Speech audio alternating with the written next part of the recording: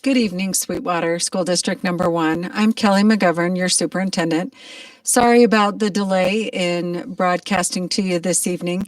I think we've definitely had an experience that sometimes things go great and sometimes that they don't, but it'll all be okay and we'll work it out and we'll keep on moving forward. So thanks for staying with us. This evening, we actually wanted to take a little bit of time to talk about, in our first section, about special education and e-learning or online learning, making sure that we're supporting our staff the best way that we can. That's really our first purpose. And then later we have one for our general education staff so that we can hear what their needs are and their concerns so we can design some professional development to best meet your needs. So before we begin, just a quick note. I wanted to let everybody know that we're going to make mistakes. And sometimes things are going to go well and sometimes they're not. And it's okay. We are on a brand new journey here for the district, and something that with the circumstances that are around us that we really need to move forward and make change happen. And so this is the district to do that. Things are moving very positive. We've seen some great things in the last couple of days. Departments and staff come together, get technology out for our kids, and that is something we're all proud of. So a huge thank you to our district and to all the people inside of Sweetwater One. It's a great place to be. With that, I'm going to turn this over to Mrs. Arnoldi real quick. Casey, go ahead. Good evening, everybody. Over the last few days, I know this has been hard for everybody. It's changed to what we're doing, our routines, our teaching, and everything we do with our students. So we want to thank you for being patient. Over the last few days, we've had several questions regarding special education, about confidentiality, FERPA, services, accommodations, and anything else. I mean, there's just been a ton of different questions. So what we want to do tonight is kind of answer some of those questions so that everybody is on the same page and they hear the same thing. So the first question that we wanted to talk about was the FERPA. We know that people were concerned about delivery of instruction, and if they're in a room with other students, people being able to see those students, know the names, have the identifiable information. So we wanted everyone to know that with FERPA, it requires schools or districts to have a vendor to act as an agent for the district school and therefore be authorized to access educational records under the school law of FERPA. This approach requires all of us to have a server that it's secure for services, it's secure for documentation, and that it establishes information in a secure manner. So we want everyone to know that Sweetwater One, we do have a server in place that is confidential. So that is not a problem with us. So the server you're accessing, it will have the confidentiality piece involved. We also do have some things on Google Hangouts and some other of those services that you can provide that are also secure, that we can make so that if you have students and you're worried about other people seeing, such as parents, siblings, things like that, that we do have some ways that we can help with that too, such as recording individual lessons and having them on there for them to access. So there are some things we can work through with you, but we wanted to know what your needs are too for those. So we're asking that you provide us with those needs so we can get those out to you. But as for IEP meetings, that was another question with confidentiality. If they are online, how are we going to best meet that need? We can do that too. Parents can access that through the phone if needed. There are also ways that we could do the Hangout where they're not going to hear things. We could probably offer headphones, things like that. So there are ways we can go around that for that reason. So not to worry about that. Our district is doing what we can to help you with that. We just need you to let us know what those needs are when it comes to those things. So FERPA, we're good with regarding IEPs, meetings, and with services at this time.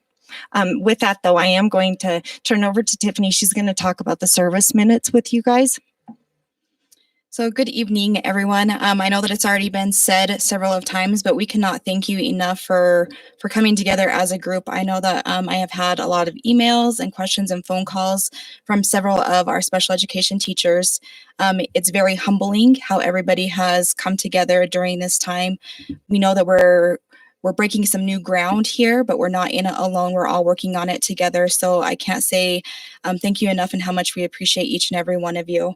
So one of the big questions that have come from several teachers is, what about our service minutes? So down inside, I smile a little bit because we know that service minutes are super important, and we know that we have to meet that for compliance. During this new time of COVID-19 and some of our school closures, service minutes are going to be a little bit different than what we have been used to. So in everything that we read, and I know that Casey has sent out a lot of communication, if you go through that and read through that, it's very reassuring that we just have to give good faith effort. We have to just do what we do best. We're great at teachers. We're teachers, and we're doing what is best for our students. And so just making sure that we have that good faith effort, that we're providing the area of specialized instruction that we are reflected in the IEPs on page 6, but we may not be meeting those minutes total. So for example, on page 6, if you have 350 minutes, we may not be meeting those 350 minutes, but we're providing our student services in the areas of specialized instruction, such as reading, math, written language. And so that's the important part of just giving that good faith and not being scared, doing what you guys know is best for our students.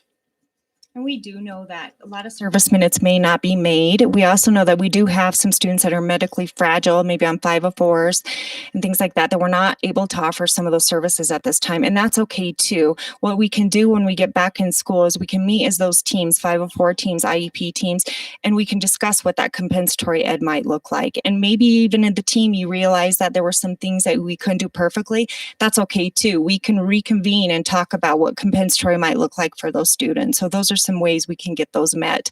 And it may not be this year, it may be next year during the school year or summer. We'll figure out as teams on what that might look like. Accommodations were another concern. How are we going to deliver those accommodations with the gen ed classroom and in the special ed classroom? How do we get those accommodations? That was another question that came regarding confidentiality and FERPA. We asked that if the gen ed teachers don't have that copy, please reach out to those SPED teachers to get that. They can scan that to you, I wouldn't print it, but if they scan it to you, you have that for your record. So that will help you to determine what accommodations they might have. Some of the accommodations our students have are in relation to test taking, which we might not have tests right now. We know that with the new federal and state guidance that the testing we're not doing that this year. It's on hold. So we don't need to really worry about those, but you may have some little assessments doing, but do the best you can. Again, the state guidance is good faith effort that you are trying your best to get those done and to provide those accommodations. And there are ways too. We have students that have assistive technology devices. We can do text to speech, speech to text for some of those assignments. We do have access to those. There are also Google platform and some other platforms where we can actually set some of those accommodations up. So those are some tools that we do have access to. And a lot of times we'll find that this technology may be better for our students. So there are some positive things with this technology that we're rolling out. But let us know if there is something you need for an accommodation that you may not have access to, but we might have. We can get those rolling for you. But paras too, we talked about paras with accommodations and how we can utilize that. And we are going to look at that on how we can utilize them within the gen ed setting. But I would really look at the SPED teacher and gen ed teacher really collaborating what that can look like for you in your classroom and what those accommodations, how we could utilize those to the best extent we can. Service logs too has been another question, and Stephanie over here has done a nice service log for us in Google Docs. So it's up and running. We do want to do a couple tweaks to it because we need to add a couple services in there, but those you can submit daily. And once we have those, we actually have that documentation. We ask that you do those service logs daily or weekly, whatever that looks like when you see that kid. And the reason is because if we do get audited or they do file reviews, we have that on the computer access. So we'll have that documentation. And if we know it's Google Hangouts, then we can actually go to the computer and find that documentation for that support if it is pulled. So we just ask that we do that. But the service plan, the service log, if you see anything that needs tweaked or something that can work better, let us know. We can work with that and get that fixed to meet your needs as well. We don't want this to be difficult. We want this to be easy for you as well and accessible. So let us know what we can do to help with that. Okay, another question that we've been getting a lot is about evaluations. This is, again, new ground for us. And so what we're asking is that as IEP teams, you communicate with your school psychologist and any of the other evaluating members on the team. It does need to still continue to be a team decision as much as possible in communication. Your school psych is going to be a wealth of information on what we can and can't do during this time. And so once you do make that team determination, if you're going to continue with an evaluation that you're already going on, or if it's an initial evaluation, if you're going to halt that until we go back to school, that does need to be a communication with the team.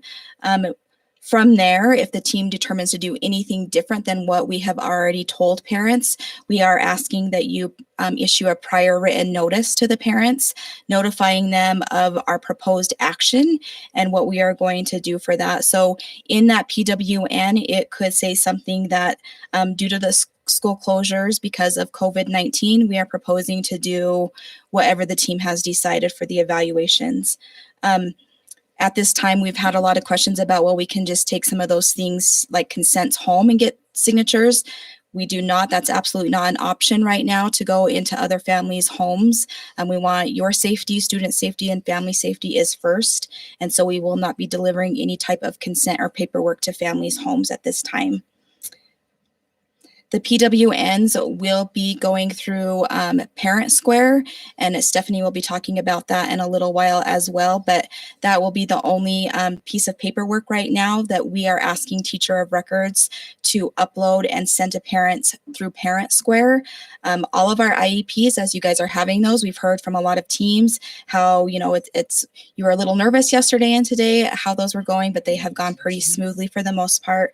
All of those will still go home through our office, and so the IEPs will be locked down the same, and they will be mailed out the same way. The notice of team meetings will also still continue to go through our office. And so we are just asking that the PWNs that you issue for any evaluations or any other decisions that you talk about as a team do go home through the teacher of record through Parent Square.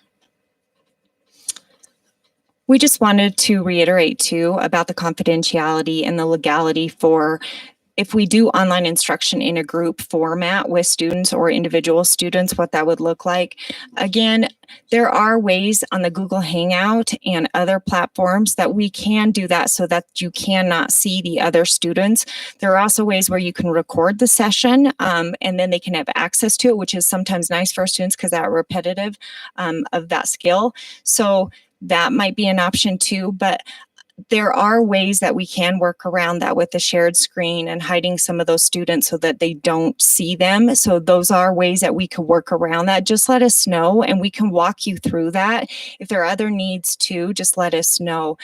We also have the service logs. There were 2 services on there, vision and hearing, that we did add on those. So those should be up and ready. So the log for now, we might make a little tweaks, but it is up and running for you to utilize at this time. So right now we think that's good. Again, if you do see something on that log that you think we could tweak or might be easier to access, then let us know. We can have Stephanie kind of look at that as well.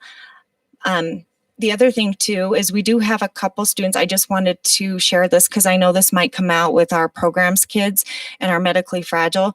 Some parents have asked to do services in the home, and at this time, due to safety of yourself, the parents, the child, and everyone around, we're asking that we do not provide those services. We can reconvene the IEP team to look at compensatory services when we can get back and running. We just don't want to put your health in harm or anybody else's. So at this time, we are not going to let you do that in the home. And that also goes for our 504 kids as well.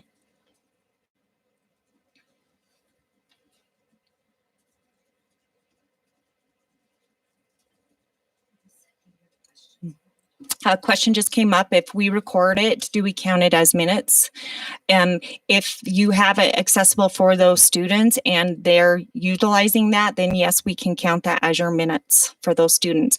I do know some of you, a lot of your kids are working on comprehension, maybe the same skill set. That's actually more convenient, I think, too, to work on that skill and record those sessions because everybody can have access to it. And like I said, the repetition of that skill also helps some of those learners. So I do think, yes, and we will count that as your minutes just because it is a goal or an objective with that child.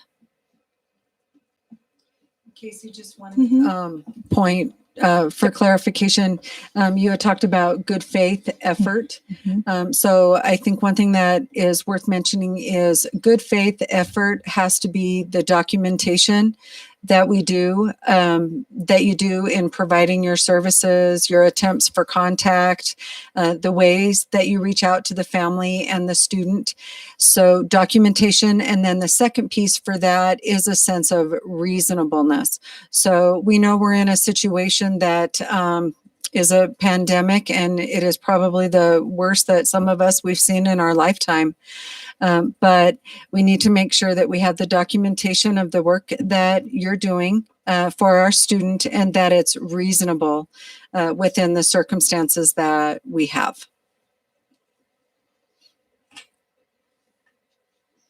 The next question was hearing and vision for referrals. Do they contact you both to schedule an appointment? Yes, you can contact our office and we can schedule that for you. We can actually even reach out to the parent, have our scheduler or somebody reach out to the parent, and we can have our office do that for you.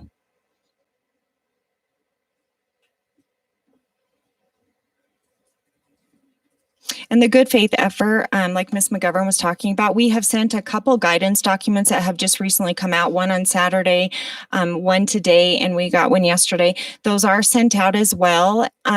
They're great reference tools if you're worried about this, worried about the legalities of this. The good faith effort is just doing your best to provide the service at this time. They're not looking at the compliance pieces as much. It's just the good faith that you're delivering a service to that child for FAPE, and giving them the access they need. And online is one of those ways we can do that. And that's noted also in those guidance documents of how to provide the service. And that is one of the attempts that they're noting now, just in case this ever comes out or another issue, just like COVID comes out, that document will protect us.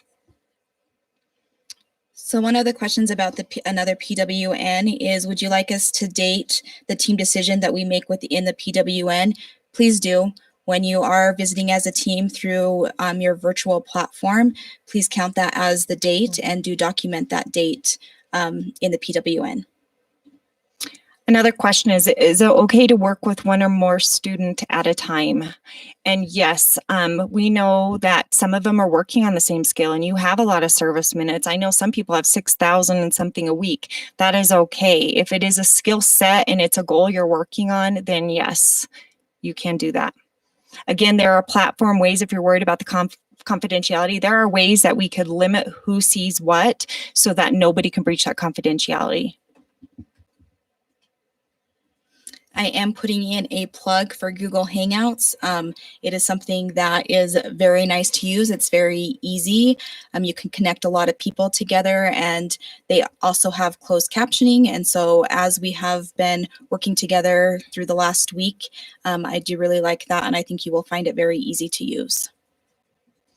The next question is, can we halt on the spring IEPs that were held prior to October 15th? And yes, I think we will have to halt on those due to time frames and the lack of time we have with teams and in the buildings. So yes, we will put a halt on that. We're actually meeting with our schedulers and team on Thursday to have that discussion as well.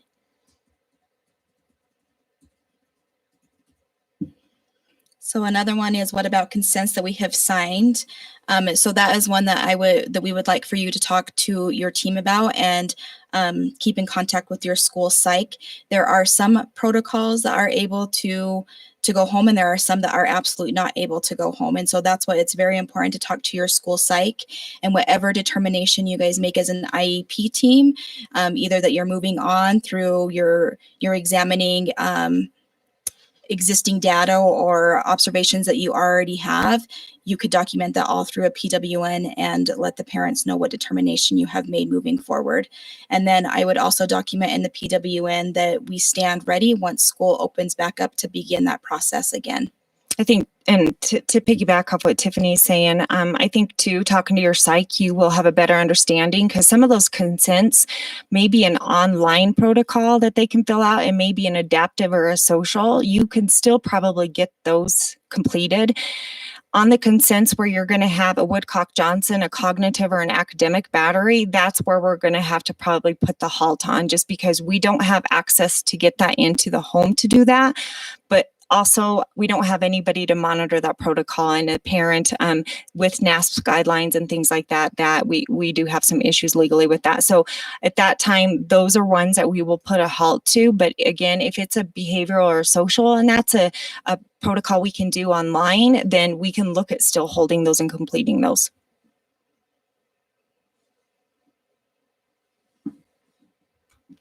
Okay. No more questions? Yeah. I think we're good. Yeah, I'll answer. So I've seen a lot of questions coming through, and I wanted to answer those. We were playing around in our Hangout to prepare for this meeting today as far as what could you do if you're working with a group of students and you're worried about confidentiality. When you're doing a presentation or sharing your screen, you're controlling what they see. So you can actually click on present, and we'll walk through this. Part of this process is to give us ideas of what tutorials are the highest priority and how we can help our staff the most. So you actually have the ability to pin your face so that the students are only seeing you and it's not bringing up other kiddos' faces. And we can walk you guys through that as we go. As far as the signatures go, I'm going to work with Casey because we do have some options for things that we can do through Parent Square and secure documents that we can send through Parent Square. So we are working on that. Also, sorry, I got to bring my notes. Okay, so over the last couple of days, I have been setting up groups. I got a list from Casey's office of teachers of record and the students that they are responsible for. We have created groups in each school for those teachers. If you are a teacher who serves or a person who serves students across multiple schools, we set you up with a district group and added all of those students. So you will be able to contact those families. The groups are private, so parents can't see other students that are in that group. That gives you a lot of options. We had some folks reach out to us and ask if they could have more of their students added into the group. Once we create the group and make you the administrator, you can go through and add the students that you want, or if a student leaves, you can remove those on your own. And we'll make sure to share directions on how to do that. It's really easy. We'll be sure to share directions on how to do that this week. We've had questions about Zoom. As of right now, for our kindergarten through sixth graders, it is blocked so that they can't install applications. So if Zoom is trying to install a plugin, it may not necessarily work. We definitely prefer the Google Hangouts because that is under our umbrella and we have control over that, and we have control over who signs into our Google domain. Where are we at? Yes, we can do groups for the transition coordinators. If you need a group set up, just shoot that to me in a help desk ticket or an email. I will get to it as quickly as I can and get that set up so that you can get all of your students in there. Yes, I heard today that the high school was working for Zoom. We definitely have different permissions on computers based on age level. The iPads can use Google Hangouts. I've actually done it on my cell phone and it's worked pretty well.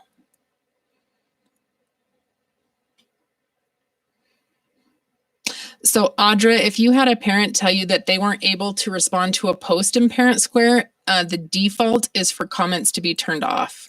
So if you go into the setting, you can go in and see where you can enable comments for that post. And if you need help with that, just shoot me an email. Oh, I had more notes. Okay, sorry, can I keep going? Okay, so for some of the accommodations and some of the things we've talked about with special education, when you're doing Google Hangouts, the students can actually click on the closed caption button at the bottom of the Hangout, and I encourage everyone to get in and play with this. They can click on the closed caption and they will be able to read what you're saying. As far as the Co-Writer and Snap to Read, that is on all of the district devices installed through Chrome, that Chrome plugin, so they will still have access to that program. Kendra, I'm waiting to get the list from Lamar, but if you want to get a head start on that, I'm hoping since we got through Technology Tuesday today that I should be able to address the rest of those groups tomorrow.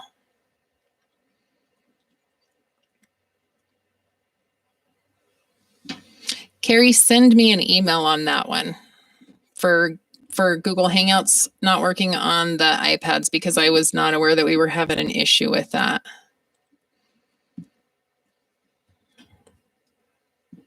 Oh, support. Awesome. Yes, we have we're working on getting a place set up. So if you have students that are missing a charger, we're going to set a room up at the Central Administration Building, and we will man hours there, like an hour a day throughout the week based on need, so that we can swap out computers or devices if they're broken, get charging cords. If you would like to start using a document camera, which I wish we could have got this out there sooner for you to take them home, we're absolutely happy to help you. If you go to the Sweetwater One website, one of the top links under the COVID-19 is the technology support page. So if you go to that page, at the top of the page, we have a list of hotlines. So if you're having an urgent issue, a ticket is great because we have to document everything through tickets. But if you are having problems, you can call the hotline for your school or your building. We also have a live chat feature, so you can get on and live chat with our techs. We turned that on this afternoon and it's working really, really good. We're very excited about that. And then finally, again, the help desk ticket is probably the best method to get in touch with us, and we can help you. If you're interested in a document camera, I would love to visit with you to see exactly what you're doing, because I think maybe we can find some options for you as far as annotating on your computer through the PDFs. In IT, this is what we love. Tell us the process that you are trying to do, and we will find a way for you to be able to do it with the tools that we can provide you.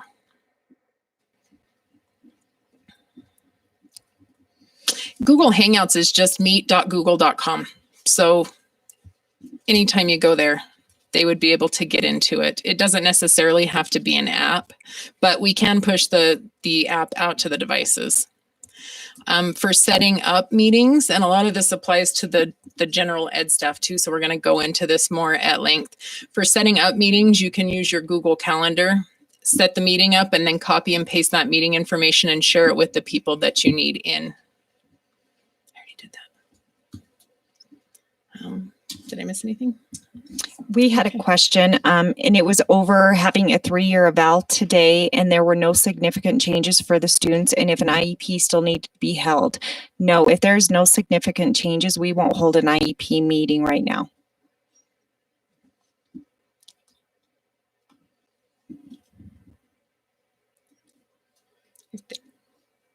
Yep, that's awesome, Camilla. Yes, if they sign into Google, they can access it under the dot menu.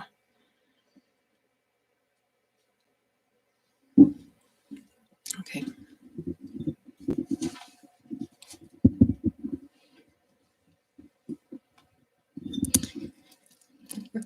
Hello, everyone. Thank you for your patience again, as hopefully we're modeling that it's okay to make mistakes and not get it right the first time. Thank you for your questions. We can continue with those until this session's over, and we'll answer them to the best that we can.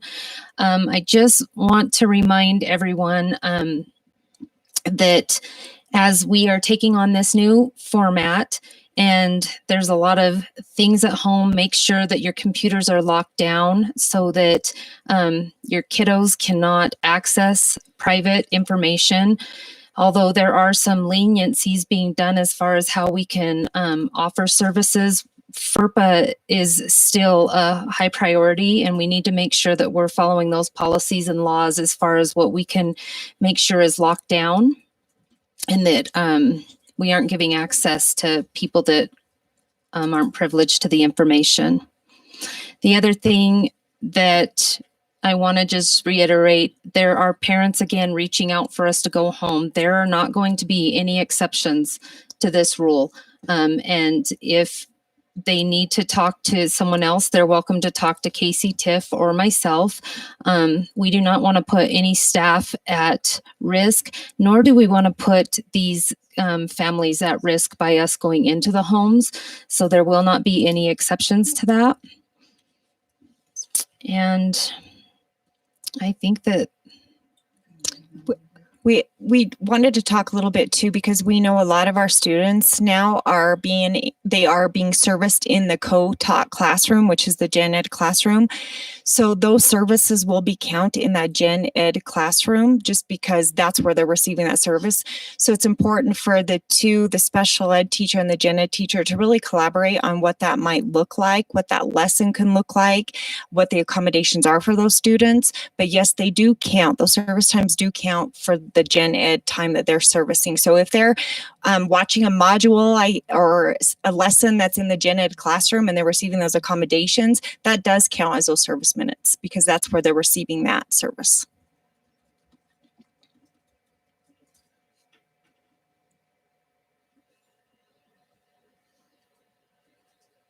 Wow. Are the student Google passwords their WM numbers? No, they are passwords that the students set. We had a ton of people reaching out to us today with this login information. If they get in touch with my department, we'll be able to get the password changed. We will start verifying to make sure that we have the right, the right person requesting for the student. But yes, the kids control those passwords. So if they need a reset, we're happy to help with that. Camilla, that might be, I think each school maybe does it a little bit different sometimes.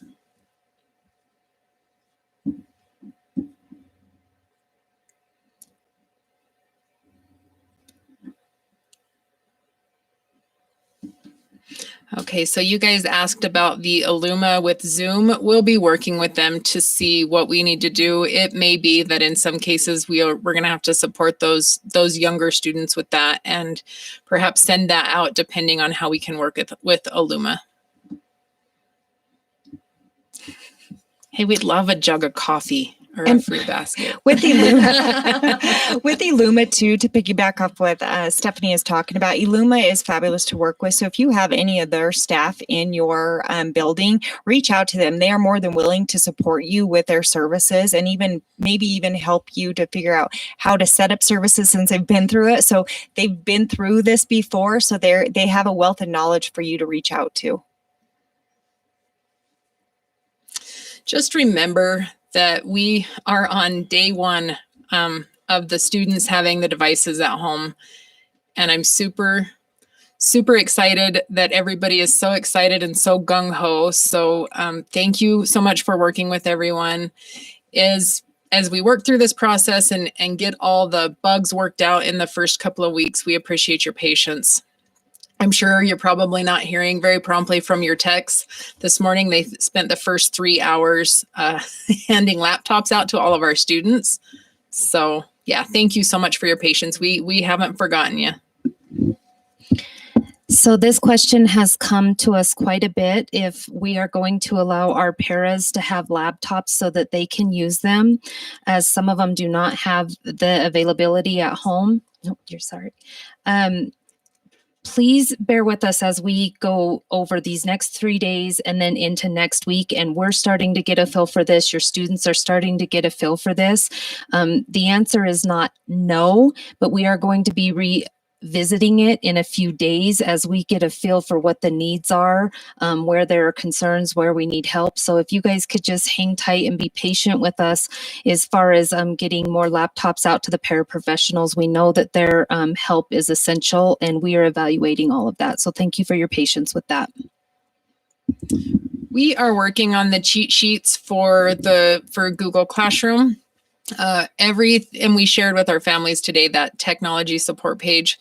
So as we get these requests, we're going to be adding constantly to the tech support page. And we know that for Google, one of the biggest things is our parents don't realize that it's, the 19 Smith JO at students.sw1. So we are working to add that right to the top of our webpage or right in that next little section. We're flying by the seat of our pants and we want to make sure we're getting information out there as quickly as we can to make things as seamless as possible. Any other follow-ups so far? I think as we get ready to close this session, it's a little bit after 7 already, and we're starting the next one at, I believe, 7:15. We just want to make sure that We say thank you to our staff for what we're ready to embark on with this process. And it seems that, you might have a lot of questions now, but I would bet in a couple of days, people are going to come and ask you, and you're going to have those answers for them.